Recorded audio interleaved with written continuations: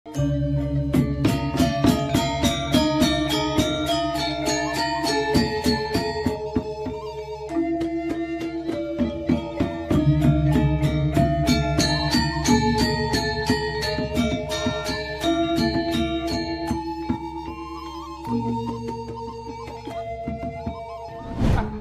Swastiastu. Assalamualaikum warahmatullahi wabarakatuh. Salam sejahtera, shalom, namo buddhaya, salam kebajikan, rahayu untuk kita semua. Yang saya hormati Ketut Karya Sarjana, anggota DPR RI, fraksi PD Perjuangan, daerah pemilihan Provinsi Bali, juga anggota DPRD Provinsi Bali, Ibu Niwayan Sarigalung dan Gung Budiarte, dua-duanya dari fraksi PDI Perjuangan. Juga ada anggota DPRD Kota Denpasar, Made Setiati dan Ibu siapa? Mamas, juga dari fraksi PDI Perjuangan. Desa adat Sesetan, Manggala Sabra Yowana Desa Adat Sesetan, juga Kota Denpasar dan Provinsi Bali. Penglingsir ini ya, penglingsir yang sangat kenal, akademisi UNUD, Bapak Prof. Rahyude, beliau senior kita. Juga penglingsir kita yang terkenal dengan sosialnya, energiknya, Pak Nyoman, suaminya Bu Sarigalung. Kenalnya kan Pak Nyoman Tompel. Bapak Ibu sekalian yang tidak hormati, tadi Bende Sadat menyampaikan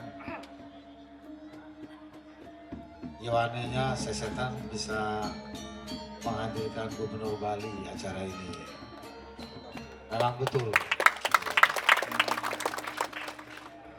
Dan seingat Titiang, ini pertama ini saya hadir di acara Yowana setingkat desa adat. Belum pernah saya hadir ke tempat acara Yowana di desa adat. Yang Kota Denpasar saja belum. Yang Manggala Yowana Provinsi saja diundang waktu di acara saya tidak bisa hadir. Ini namanya itu suatu kesempatan yang luar biasa Titiang bisa hadir, karena tidak mudah juga Titiang untuk mengatur jadwal dalam kondisi yang saat ini betul-betul luar biasa sibuknya. Mulai dari bagaimana merancang pembangunan Bali dengan visi Nangon Satketi Loko Bali sejak terpilih sebagai Gubernur Bali dilantik 5 September 2018 yang lalu. Sayangnya di Sesetan kalah. Cuma dapat suara berapa? 37% atau berapa? Tapi walaupun kalah, ada bekas baiknya di sini. Jadi tidak hadir sekarang, meluangkan waktu. Tidak ada sentimen politik, mada kalah sih terkait, nggak boleh begitu. Karena ini adalah kita punya semua. Dan terus terang Titiang memang dalam 4 tahun ini sudah masuk tahun keempat. Pembangunan Bali yang Titiang pimpin dengan visi Nangon Satketi Loko Bali itu memang Titiang betul-betul membangun Bali dengan menata secara fundamental dan komprehensif. 2 kata, fundamental dan komprehensif. Sesuatu yang sangat esensial, sesuatu yang sangat prinsipil buat Bali untuk membangun Bali, bukan sekedar membangun, tapi membangun yang betul-betul sesuai dengan untengnya bumi Bali, yang menjadi karakteristik utama Bali, yang menjadi kekuatan utama Bali, yang menjadi potensi utama Bali.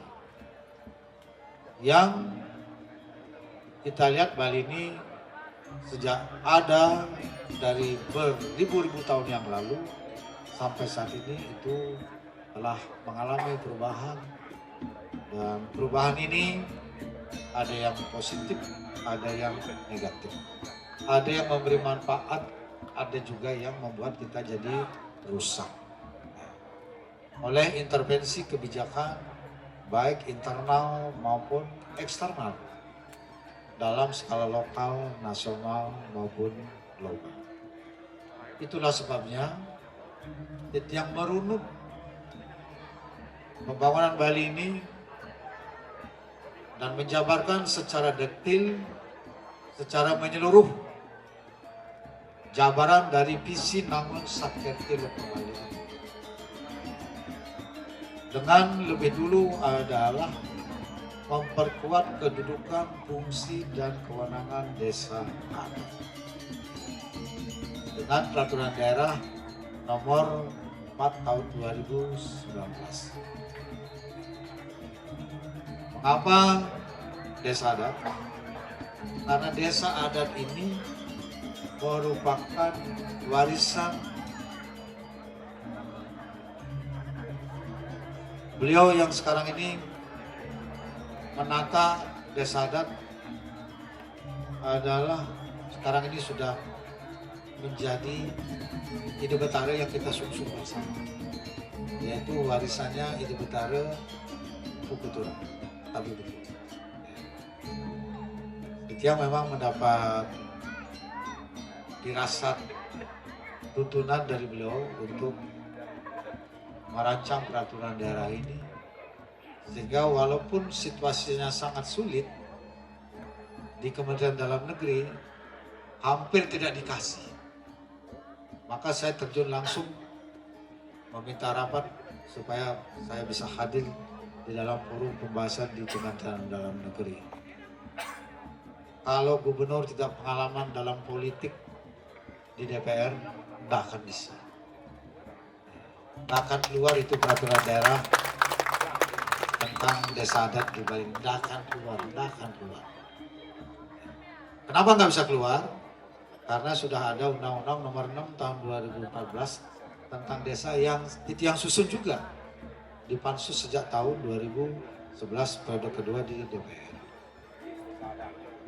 Dan dengan berlakunya Undang-Undang Nomor 6 Tahun 2014 ini, ada desa dinas dan ada desa adat. Yang masukkan dalam undang-undang ini agar desa adat masuk ke dalam pengaturan undang-undang tentang desa. Sehingga dikenal dua desa, desa adat dan desa dinas. Pemerintah daerah dapat memilih, mau memilih desa dinas boleh, mau memilih desa adat boleh. Pada saat itu yang berharap sesungguhnya begitu ini berlaku tahun 2014, Bali itu akan memilih desa adat, tapi belum jodoh. Sehingga kita memperlakukan dua desa di Bali, yaitu desa dinas dan desa adat. Oleh Kemendagri, karena Bali sudah memilih desa dinas, maka tidak boleh lagi ada desa lain selain desa dinas. Tapi saya hadapi dengan dialog, argumentasi yang kuat, mungkin hampir 4 jam yang berdiskusi di Kementerian Dalam Negeri untuk meyakinkan bahwa desa adat di Bali ini harus dijaga. Dan yang buka betul bahwa desa adat di Bali ini ada sebelum Bali ini, sebelum Indonesia ini dijajah oleh Belanda. sudah ada lebih dulu. Jadi lebih dulu desa adat ada daripada desa dinas. Desa adat dibikin oleh leluhur masyarakat, desa dinas dibentuk oleh negara dengan undang-undang. Beda. Desa adat kita menjalankan tata cara kehidupan secara niskala dan skala. Kalau desa dinas kita menjalankan hidup secara skala. Tapi dalam Undang-Undang 6 2015 itu yang atur untuk desa dinas di luar Bali, maka fungsi adat budaya itu ditangani oleh desa dinas. Supaya adat, budaya, kearifan lokal di Indonesia ini hidup semuanya di semua daerah. Itu sebenarnya tujuan yang bikin Undang-Undang Nomor 6 Tahun 2014. Tapi untuk Bali, kita tempatkan penanganan kaitannya dengan adat, seni budaya dan kearifan lokal ini di desa adat. Lebih dari itu, desa adat menjadi mitra pemerintah di dalam menjalankan sejumlah agenda pembangunan. Itu yang menantang pada saat itu, waktu diskusinya, apa ruginya pemerintah pusat kalau desa adat di Bali saya tangani dengan kewenangan yang saya miliki dalam peraturan undang-undang yang ada. Saya tidak membebani pemerintah pusat, saya tidak mengganggu pemerintah pusat, saya hanya minta desa adat bisa saya kelola sesuai dengan kewenangan yang kami miliki di daerah. Tak bisa jauh juga di Jakarta. Maka akhirnya nyerah, disetujuilah tentang Perda Desa Adat ini. Hampir saya bicara waktu itu, saya belum minta otsus ini, saya baru cuma minta desa adat ini diakuin, kok susah banget. Apa yang dirugikan? Jadi begitu saya berdiskusi, dikasih Astungkara. Pasti beliau hadir pada saat di Kemendagri, beliau keputuran maksud saya. Itu yang diberi kekuatan untuk meyakinkan ini sehingga bisa lolos Astungkara. Dengan Perda Desa Adat ini, desa adat di Bali yang sudah eksis kuat dengan peraturan, walaupun peraturan daerah, tapi itu juga peraturan yang kuat kedudukannya di tingkat lokal. Dan juga sekarang mendapat nomenklatur khusus di Kementerian Dalam Negeri, sehingga bisa mendapatkan dana langsung melalui rekening desa adat untuk digunakan sebagai kepentingan operasional maupun juga pembangunan di desa adat. Astungkara baru bisa 300 juta per desa adat per tahun. Di masa Covid pun tidak dipotong, cuma dicicil bayarnya. Cuma karena di Bali ada 1493 desa adat, kalikan 300 juta, totalnya 447,9 miliar. Jadi hampir 448 miliar juga setiap tahun. Tapi untuk memuliakan desa adat di Bali itu kecil sekali, belum cukup sebenarnya. Maka ke depan Astungkara ada pendapatan baru nantinya akan diberikan tambahan lagi, tidak lagi flat. Itu akan diberikan, dialokasikan ke depan sesuai dengan kebutuhannya, tingkat upakara yang ada di desa adat, kemudian juga luas wilayahnya, jumlah penduduk dan sebagainya. Ini yang sekarang kita lakukan. Dan Astungkara sekarang sudah berjalan Perda Desa ini dengan sangat baik dan mendapat apresiasi dari berbagai kalangan, tidak saja di Bali tapi juga di luar Bali. Dan berkat Perda Desa Adat ini itu yang jadi dibukakan jalan. Dibukakan jalan, dibimbing, dituntun dan juga dilindungi oleh beliau Idung Pukuturan, Hidup Tarung Pukuturan. Kalau nggak restu beliau, nggak bisa. Itu yang melakukan pembangunan secepat ini di Bali, secepat ini, sebesar ini di Bali, dan baru pertama kali di Bali yang bisa diterobos menggunakan busana adat Bali, gitu kan? Seperti hari ini kita hadir acara Busana Adat Bali. Kemudian penggunaan aksara Bali. Nah, gitu. Kemudian juga penggunaan busana endek Bali. Busana adat tiap hari Kamis purnama dalam hari jadi pemerintah daerah.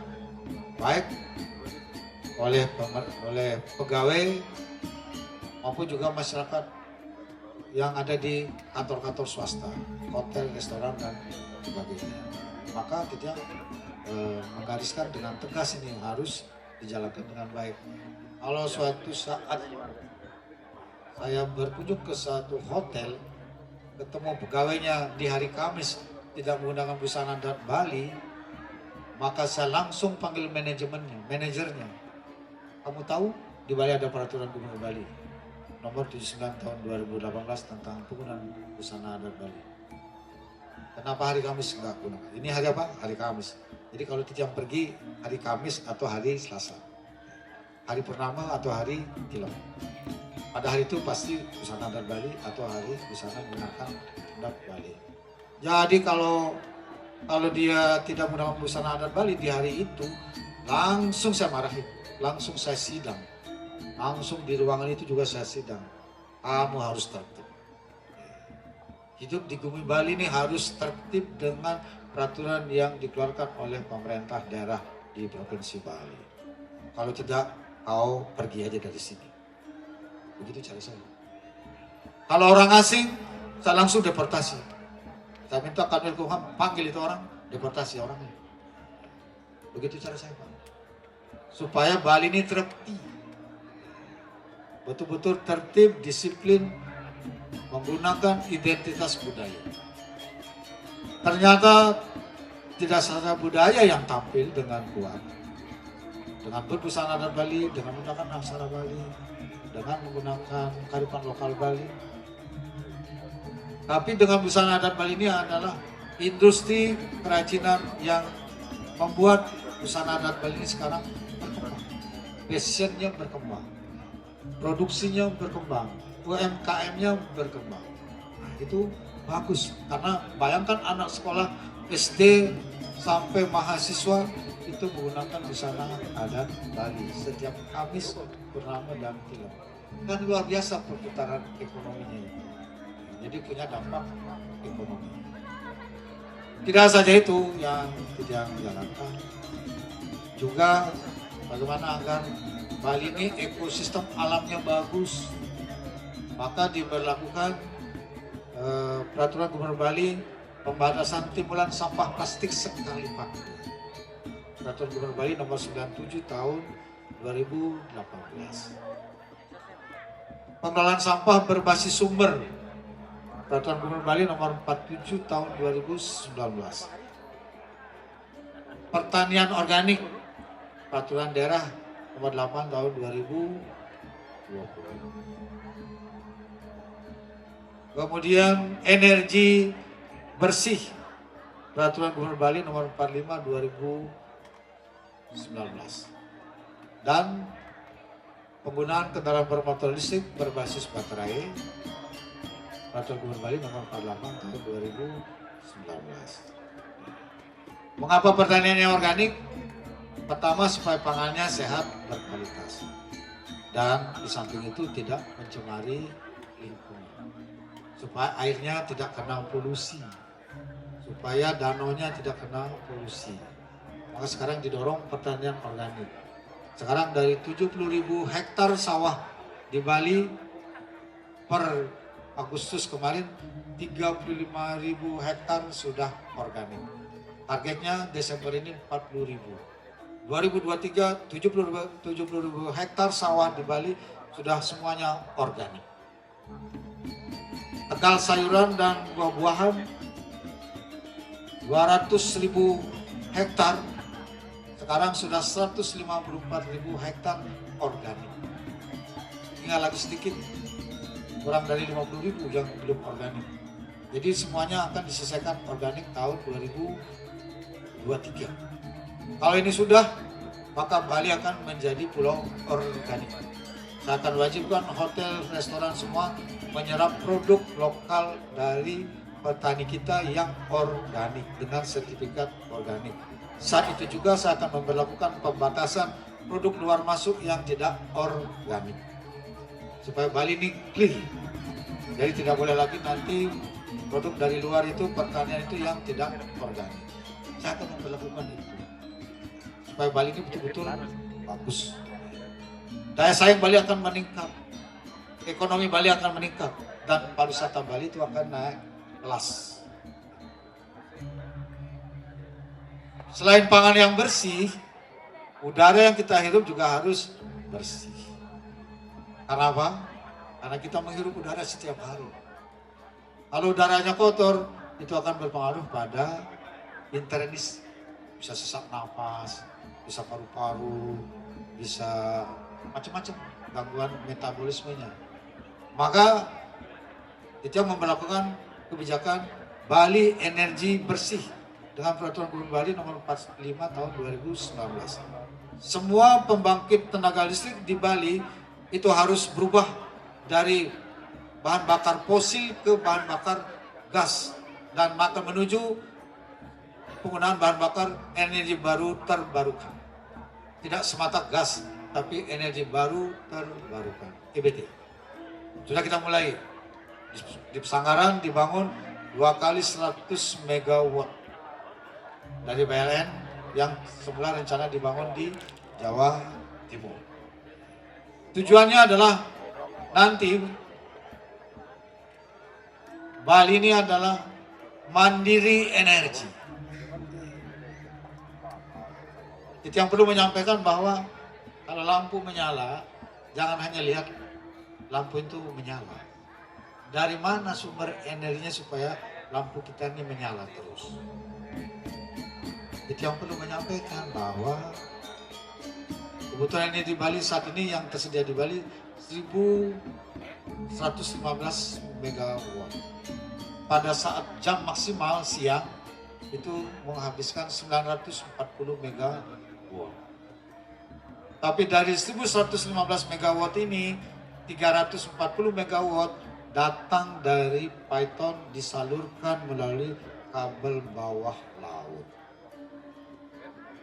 Buat itu yang sebagai seorang politisi, Bali ini harus diprotek dari kekuatan energi. Jangan dibuat Bali ini tergantung dari sumber energi dari luar. Berbahaya. Untuk ke depan, sangat berbahaya. Sangat riskan. Maka Bali harus mandiri energi. Dan Tito yang sudah menyatakan ini sebagai satu kebijakan tegas kepada Bapak Menteri SDM maupun Dirut PLN, Bali mandiri energi. Harus memiliki pembangkit tenaga listrik untuk memenuhi kebutuhan energi listrik di Bali dengan energi yang ramah lingkungan. Semua yang berbahan bakar batu bara, minyak akan diganti. Itu tujuannya. Mengapa kita harus begitu? Kalau 340 megawatt ini masih disuplai dari luar, besok hari ada orang nakal, dipotong itu dalam waktu 30 menit, gelap balik. Pernahkah memikirkan itu? Saya yakin banyak yang nggak sempat mikir. Saya mikir. Jangan bikin Bali ini tergantung banyak dari luar. Untuk hal-hal yang esensial, untuk hal-hal yang prinsip, untuk hal-hal yang dasar. Pangan harus kita mandiri, berdikari dalam bidang ekonomi, termasuk juga energinya. Kemudian politiknya harus berdaulat dan budayanya harus menjadi kepribadian. Ini saktinya Bung Karno. Itu yang wujudkan sekarang setahap demi setahap. Tapi kan rupanya tidak semuanya paham. Mungkin jangkauan berpikirnya belum nyampe. Suatu ide besar, gagasan besar, kadang-kadang salah paham, direspon secara negatif, secara tidak proporsional. Saya nggak perlu sebut di sini. Maka kita tetap akan bangun pembangkit tenaga listrik nanti kita akan bangun di celukan bawah yang betul-betul kuat supaya kita ini betul-betul bisa mempunyai energi secara mandiri di Bali. Dan kita sudah bersepakat dengan MOU, begitu Bali mampu mempunyai energinya, maka yang disuplai dari Python itu akan dijadikan sebagai cadangan. Maka arusnya akan dibuat dua arah. Ketika Bali ini bermasalah, itu disalurkan ke Bali. Tapi begitu ketika Bali ini normal situasinya, itu akan disalurkan keluar. Begitu loh. Itu yang saya pikirkan. Bukan hal yang ecek-ecek begitu. Hal-hal yang fundamental, hal-hal yang esensial. Maka pembangunan ini yang jalankan secara konsisten. Dalam kaitan dengan infrastruktur juga. Bali sebagai destinasi wisata dunia sangat tertinggal dengan infrastrukturnya, sangat tertinggal. Kalah daya saing dengan daerah lain, daya saing dengan Singapura, apalagi Thailand, apalagi Malaysia, apalagi. Maka tidak ngebut pembangunan infrastruktur. Mulai dari pembangunan shortcut Singaraja, Menguitani untuk mengkonek, menghubungkan Bali Utara dan Bali Selatan. Membangun 3 pelabuhan sekaligus. Pembangunan pelabuhan Sanur dan Pasar, pembangunan pelabuhan Sampalan Nusa Penida, pembangunan pelabuhan Bias Munjul Nusa Ceningan dalam waktu bersamaan 3 pelabuhan sekaligus dengan anggaran 563 miliar dari APBN. Yang Sampalan sudah selesai dengan anggaran 90 miliar. Sudah ditiang pas-pas tahun lalu 2021. Yang pelabuhan Bias Munjul Nusa Ceningan dengan anggaran 97 miliar selesai September akhir ini. Yang Denpasar dengan anggaran 376 miliar selesai rencananya akhir September, mungkin molor sedikit ke Oktober. Dan rencana 3 pelabuhan ini itu akan diresmikan diupayakan oleh Bapak Menteri Perhubungan, diresmikan oleh Bapak Presiden. Dan sumbernya dari APBN. Kemudian pembangunan Bali Maritime Tourism Hub. Itu desainnya tadinya itu kacau balau. Yang mendesain itu dari luar.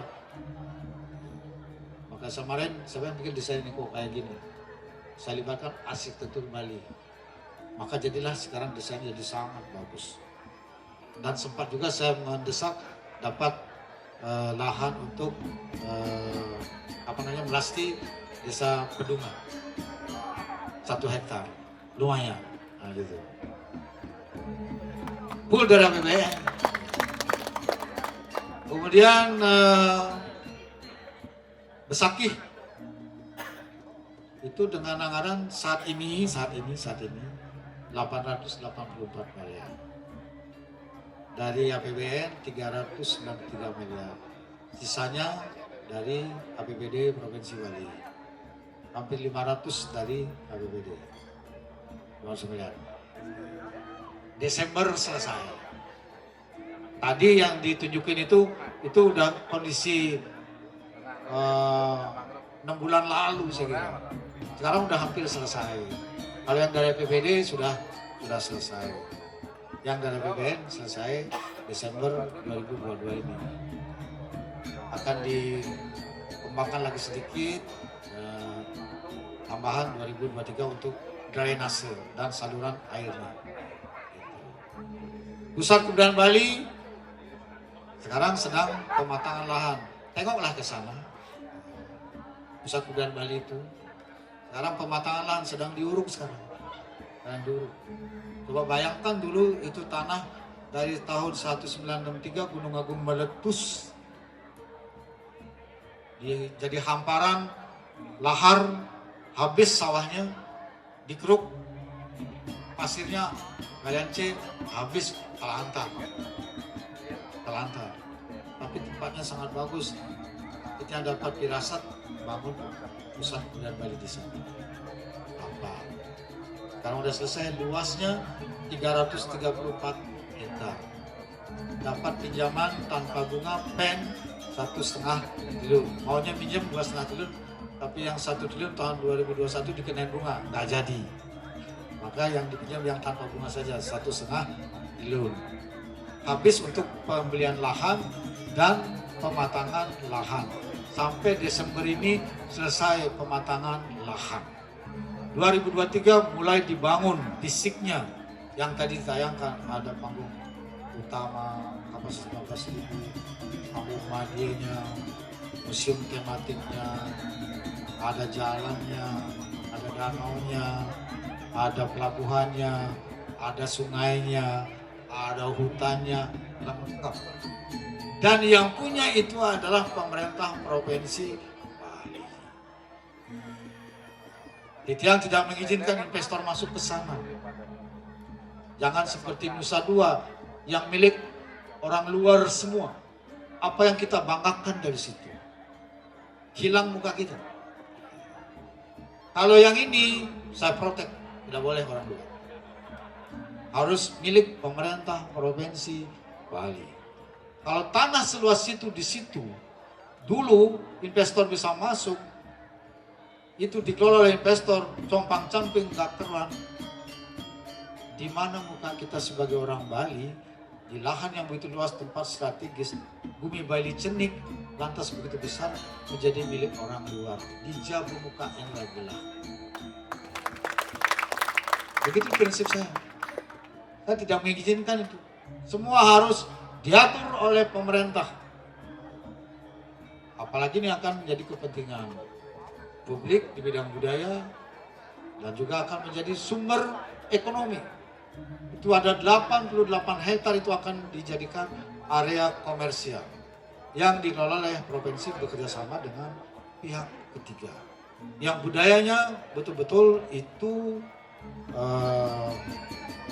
akan difungsikan sebagai sarana untuk budaya secara gratis. Jadi lengkap di situ ada sungai yang akan menjadikan wisata air, ada danau, embung. Di situ akan sungainya didanai dari APBN 330 miliar. Danaunya tahun depan dibangun, Pak Menteri PU sudah setuju akan didanai full dari APBN senilai hampir 300 miliar juga. Kemudian pelabuhan Gunakse, saya sudah bicara dengan Pak Menhub, tahun 2023 juga akan didanai dari APBN total. Kemudian hutan kita akan bangun, pusat kebudayaannya kita akan bangun dari sumber yang kita kerjasamakan dengan pihak luar. Dari kerjasama yang komersial kita gunakan untuk membangun kawasan pusat kebudayaan Bali secara keseluruhan. Ada 15 pentas seni dan ada 12 museum tematik.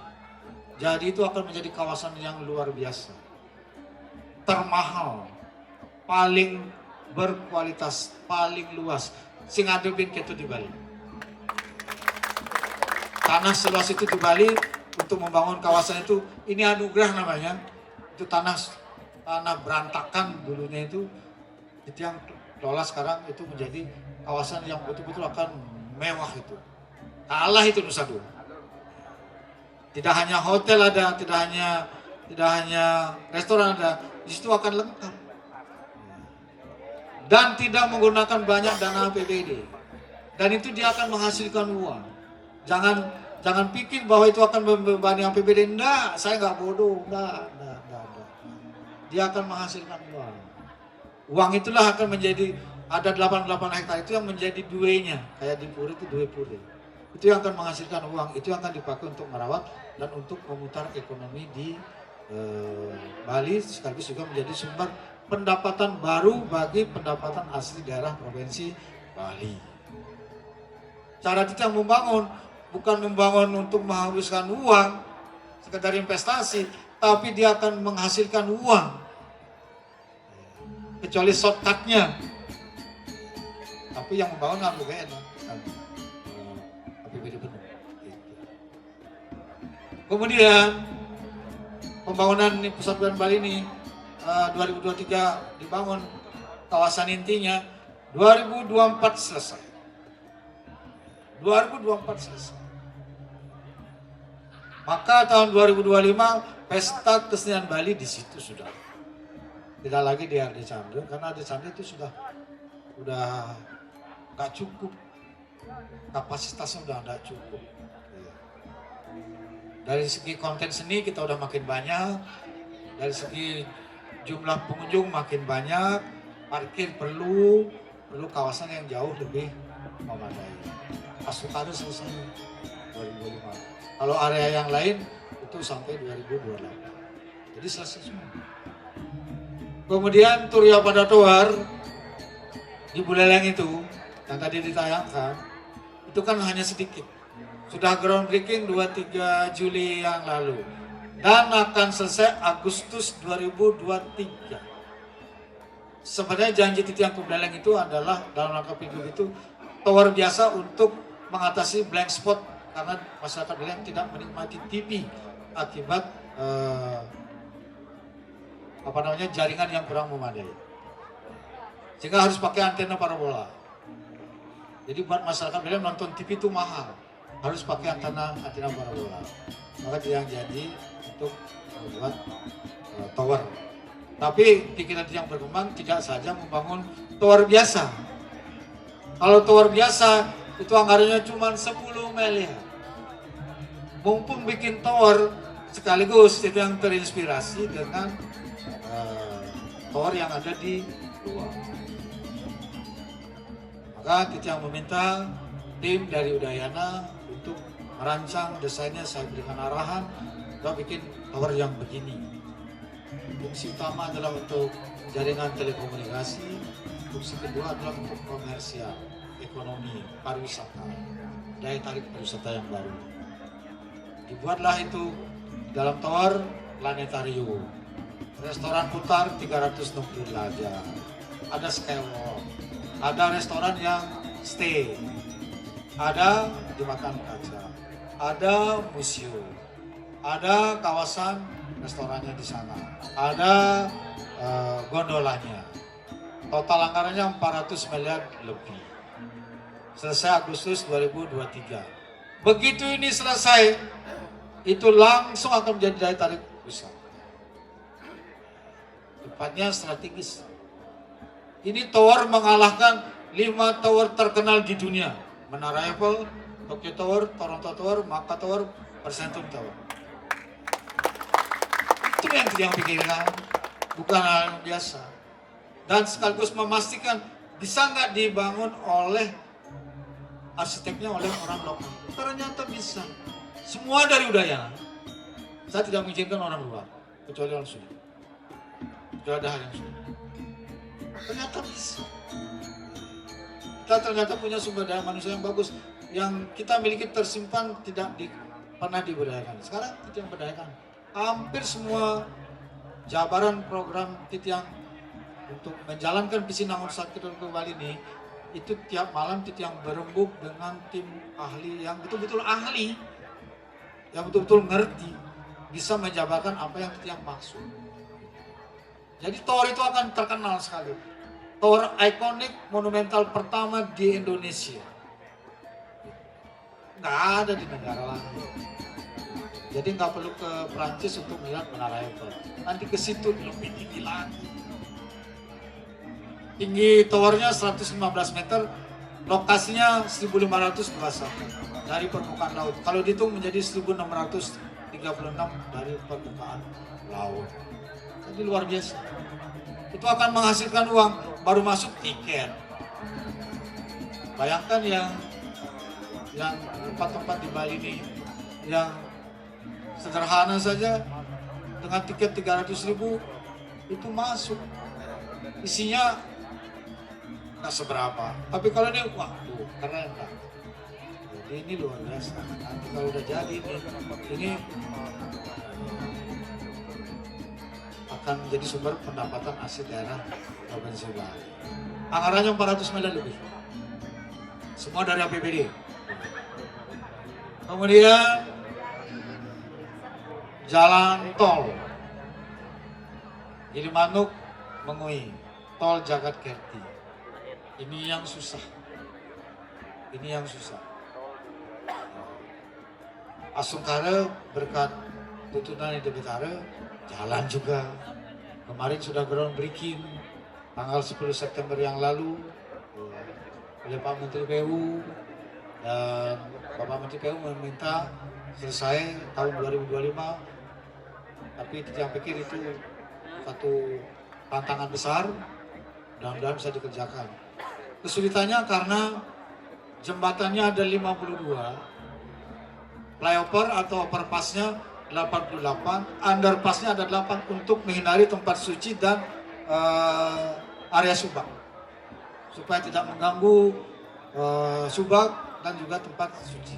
Jadi betul-betul kontraktornya ini memikirkan kearifan lokal Bali. Saya tidak mengizinkan dia merusak tatanan yang ada. Kalau ini sudah jadi, saya kira konektivitas infrastruktur transportasi antar Bali, wilayah Bali itu akan bisa diwujudkan. Dan pengintegrasian pembangunan antar wilayah bisa dilakukan, sehingga akan menjadi pusat-pusat pertumbuhan ekonomi yang baru, sekaligus menyeimbangkan pembangunan antar wilayah Bali Utara, Selatan, Barat, Timur, dan Tengah. Jadi tidak lagi mikirnya Bali Selatan saja, tapi seluruh Bali, wilayah Bali, agar mempunyai sumber ekonomi yang berimbang. Dan kalau ekonominya berimbang, maka itu otomatis akan membuka kesempatan kerja di situ. Akan berdampak pada ekonominya, akan berdampak pada pendapatan masyarakat, tenaga kerja, keseimbangan wilayah. Dan kalau sudah seimbang antar wilayah, maka migrasi penduduk dari Jembrana ke Denpasar, Buleleng ke Denpasar, Karangasem ke Denpasar itu otomatis terjadi. Kuliah di Denpasar nggak perlu kos di Denpasar, supaya Denpasar tidak terlalu padat penduduknya. Karena padat penduduk itu akan problem sosial dan problem permukiman serta problem transportasi. Itu pasti. Maka Bali yang kecil ini harus ditata betul. Wilayahnya yang kecil cuma 5.646 km persegi. Hanya 9 kabupaten kota, 57 kecamatan, 636 desa, 80 kelurahan, 1493 desa adat. Sebenarnya ini pulau yang mudah dikelola. Mudah dikelola. Dan butuh anggaran memang. Untuk membangun butuh anggaran. Kita perlu menyampaikan pendapatan hasil pemerintah daerah Provinsi Bali dari tahun ke tahun sumbernya pajak kendaraan bermotor, biaya balik nama kendaraan bermotor. Itu saja. Sesuai undang-undang. Begitu saya maju gubernur 5 tahun sebelumnya, saya lihat angkanya adalah dari 2,7 triliun, kemudian tertinggi menjadi 3 triliun. 5 tahun sebelum saya menjadi gubernur. Masuk saya menjadi gubernur, angkanya adalah targetnya 3,4 triliun. Tercapai di 2019 4 triliun. Baru pertama mencapai 4 triliun. Tanpa menambah sumber pendapatan yang baru, hanya mengintensifkan sumber-sumber yang ada. Kena COVID terus 2020. Turun lagi jadi 3,1 triliun. 2021. 2020 3,1. Kemudian 2022 3,1 lebih, hampir 3,2. 2022 ini itu sudah saya hitung Targetnya dari 3 naik menjadi 3,4. 3,4 dapat. Kalau hanya sumbernya itu saja, tiap tahun angkanya, kisarannya untuk mencapai 4 triliun sulit. Karena sumbernya pajak kendaraan bermotor dan biaya balik nama kendaraan bermotor. Selamanya itu aja udah. Kalau didorong sama juga kita mendorong orang untuk rame-rame beli kendaraan. Bikin macet, bikin transportasi yang harus ditangani semakin bisa. Maka kita memikirkan sumber pendapatan asli daerah yang baru lagi, bikin sumur baru lagi. Supaya tidak itu-itu aja. Kalau cuma itu-itu aja, Pak, nggak usah 5 tahun, Pak. 4 tahun bosan jadi gubernur. Jadi jangan jadi gubernur hanya nanda tangan surat, teken SK, bikin ini, nota dinas. Alah, kalau cuma itu administratif kerjanya, tiap 5 tiban ganti gubernur, montoan kan hasilnya. Percuma bapak lah gubernur. Itu yang nggak mau begitu. Selagi itu yang belum bisa meningkatkan pendapatan asli daerah, maka itu yang main di pusat. Maka itu yang dapat anggaran dari Kementerian PU, dari Kementerian Perhubungan, kementerian lainnya, dari Bappenas, bisa membangun infrastruktur sebanyak itu dalam waktu bersamaan. Itu kalau dihitung berapa triliun itu, Pak? Banyak, Pak. Dan dalam kondisi COVID 2 tahun, sama sekali tidak mengalami ribu kosip. Setiap nyusun APBN, saya datangkan menteri. Pak, yang ini jangan dipotong. Ya, Pak Bu. Pak, yang ini jangan dipotong. Oke, Pak Bu. Sehingga jalan semua. Jadi program yang tadi itu Astungkar selesai semua sebelum saya berakhir 2023 untuk periode pertama. Harus selesai. Pusat Bulan Bali itu tidak sekaligus selesai. Yang lain selesai. Shortcut selesai, pelabuhan segitiga selesai, Tiga Paratoon selesai, itu semua selesai. Tidak hanya itu yang perlu disampaikan juga untuk Denpasar ini, khusus untuk Denpasar ini. Kepedulian saya terhadap Denpasar ini. Soal TPA Suung Sarbagita. Berpuluh-puluh tahun sampah ditumpuk di situ. Bau. Sesetan bau. Kalau di musim hujan sampai kemana-mana tuh baunya. Nah, kok dibiarin? Kok dibiarin berpuluh-puluh tahun? Masalah besar ini.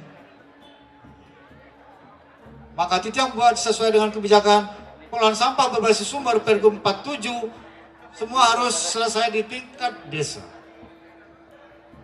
Pemilihan dari rumah tangga kemudian selesai di tingkat desa dengan membangun TPS 3R. Untuk Denpasar karena sulit membangun TPS 3R, butuh lahan di masing-masing desa. Itu yang bangun 3 TPST di Denpasar tahun ini. 3 TPST dibangun sekaligus. Satu ke Teluangu menggunakan tanah provinsi 1,7 hektar. Kemudian di Tahura dibangun, kemudian lagi di Padang Sambiang. 3 TPST. 3 TPS ini kalau sudah selesai, dan target selesainya ini adalah bulan Oktober 2022 ini, itu akan mampu mengolah sampah 1.000 lebih ton per hari. Jadi nggak perlu lagi bawa ke TPS Suung. TPS Suung itu akan saya tutup Oktober 2022. Begitu 3 TPS ini beroperasi. Dan itu yang tidak sekedar menggagas, itu yang mencarikan anggarannya. Bicara dengan Menteri Bappenas, sama-sama kawan di Badan Anggaran DPR. Dikasih anggaran. Anggarannya 110 miliar, tender jadi 88 miliar. Sekarang ini sedang dikerjakan ini. Saya pantau ini. TPS 3R juga yang bangunkan. 200 lebih TPS 3R sudah dibangun di Bali. Itu yang carikan dari APBN 110 miliar. Dari APBN semua. Dalam waktu bersamaan, Pak. Tapi memang Tuhan tolong. Jadi Betara membukakan pemargi. Sehingga semua bisa jalan. Ada momentum G20. Dengan ada momentum G20, maka Pak Gub TPS Suungnya harus segera kita tutup. Ya Pak. Kalau gitu Bapak, anggarannya siapin semua. Ya, beres kan gitu, jadi enak. Ada momentum ini. Nah, mumpung ini Jegjani Pragadang Super. Nah, gitu. Nah, ini nagih kesempatan nagih. Saya langsung kada. Jadi TPA Tarbageta Swung yang berpuluh-puluh tahun yang berjubel itu nanti selesai. Dan nanti kita bekas itu akan kita tata kembali. Itu. Ini nggak gampang ini. Ide boleh, kalau duit nggak ada, nggak bisa. Apalagi nggak ada ide, apalagi nggak ada kemauan, apalagi ketakutan. Aku diserang ini, diserang itu segala macam. Kita nggak takut, nggak takut. Sesuatu kalau sudah saya yakini benar, kita akan jalan. Dan alam kalau sudah merestui, dibuatkan jalan. Itu aja Pak. Karena yang ayah ini adalah dengan niat ini sekali. Tidak ada lagi pikiran lain. Hidup saya sudah selesai. Tinggal mati kan dan cukup. Udah nggak ada yang lain. Apalagi yang dicari dalam hidup? Apalagi yang dicari dalam hidup? Hidup buah harmonian terakhir mati masih. Waktu cenik lacur tiwas gati. Jalan hidup mengantarkan dia baru DPR jadi gubernur. Itu legenda. Makanya dogen suku urusan rakyat itu dengan kene ben.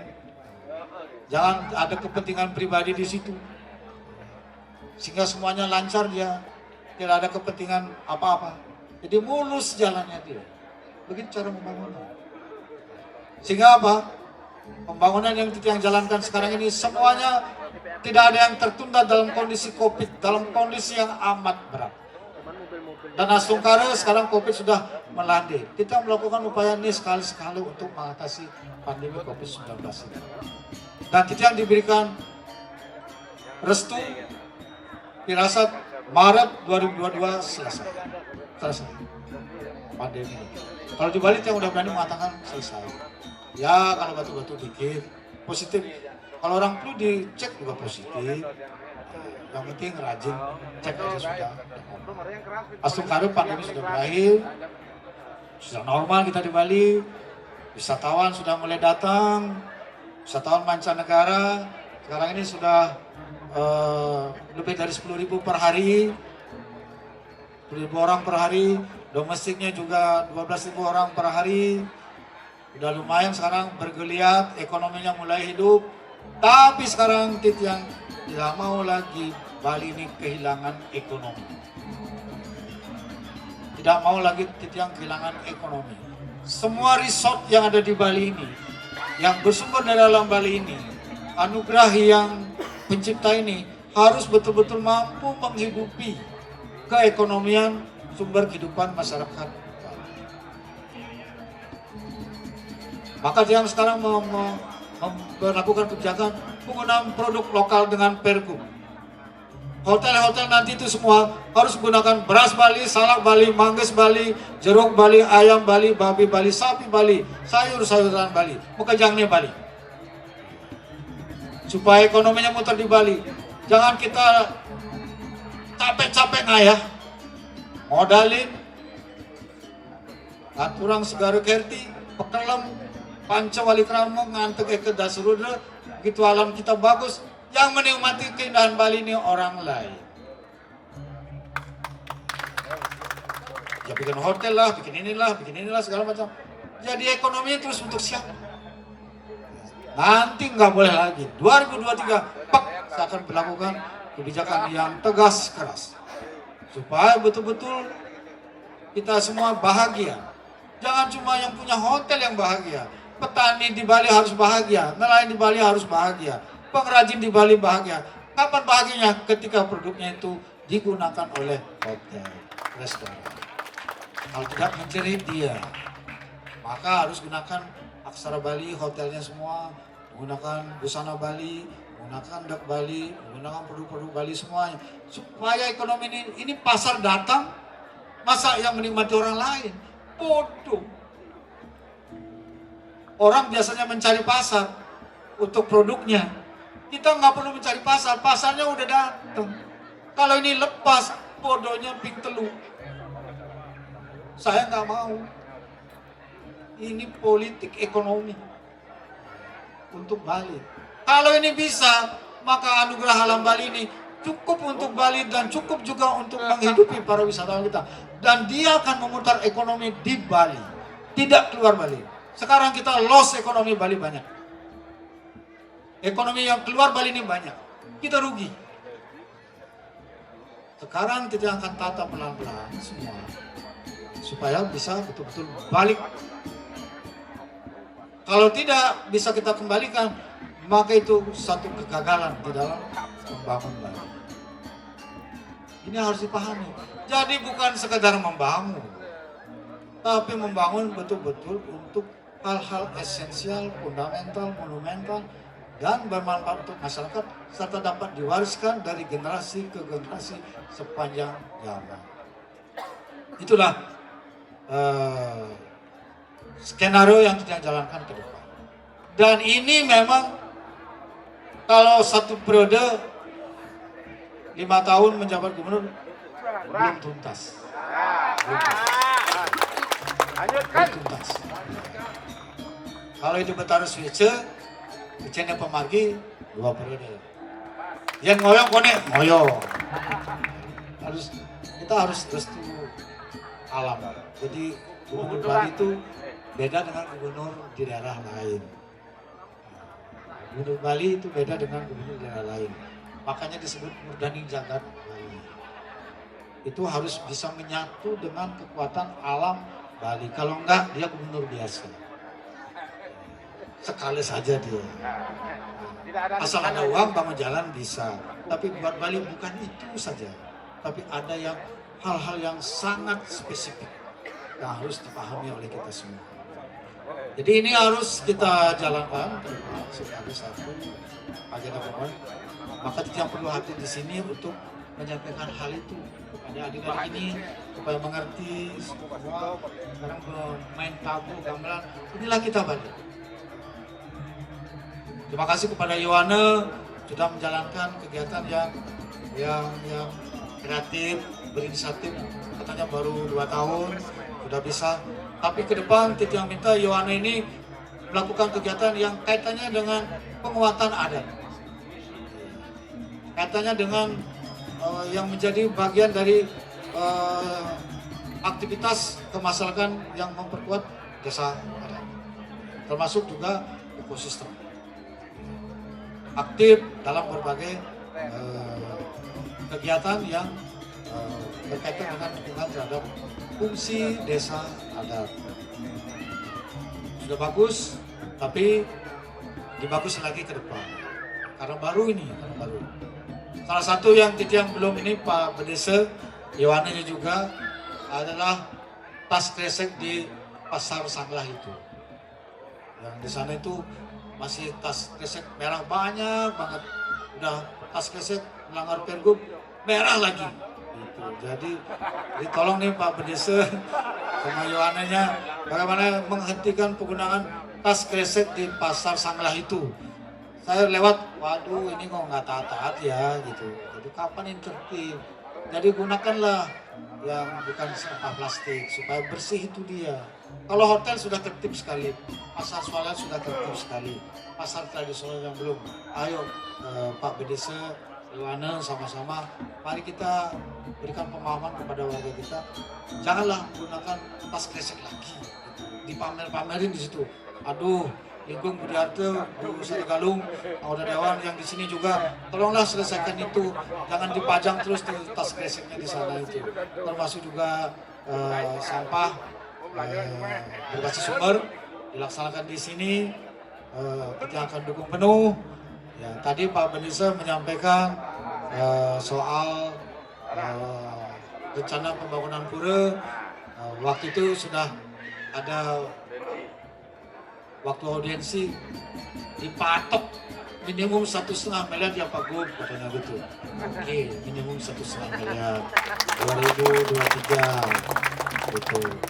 Masuk harus sudah enggak ada aman lah itu sudah 1,5 miliar itu. Kemudian kalau nggak salah ada lagi tanah 10 are di sini saya akan hibahkan ke desa adat. Jadi ngapain provinsi ngurus tanah 10 hari, kasih desa adat lebih berfungsi dia, berdaya dia. Kalau yang ini, yang Tahura ini, udah pasti saya akan urusin. Kalau ini kewenangannya adalah Kementerian Kehutanan, tapi gubernur punya kewenangan untuk merekomendasikan. Angkat itu yang awal, supaya dimanfaatkan gitu kan, supaya dikelola gitu kan. Untuk tahap pertama bisa dikelola dulu, pelan-pelan baru jadi hak milik. Nah, begitu caranya. Jadi dikelola dulu, yang penting bisa dikelola. Jadi saya kira itu yang boleh saya sampaikan.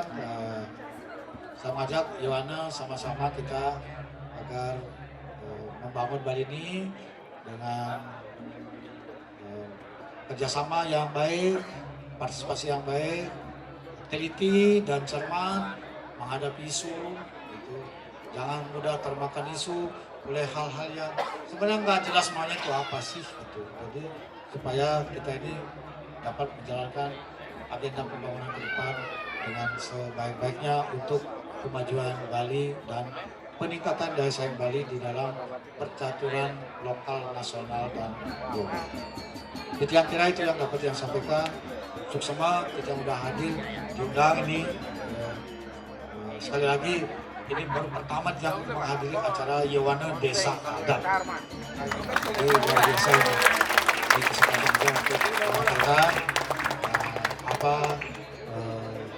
rencana Bali ke depan dan seperti apa wajah Bali ke depan kalau program yang tadi itu berjalan semua, sudah selesai semua. Tentu Bali ini akan naik kelas, daya saingnya akan meningkat. Saya kira itu, kita akhiri para Santi. Om Santi Santi Santi Om. Wassalamualaikum warahmatullahi wabarakatuh. Rahayu.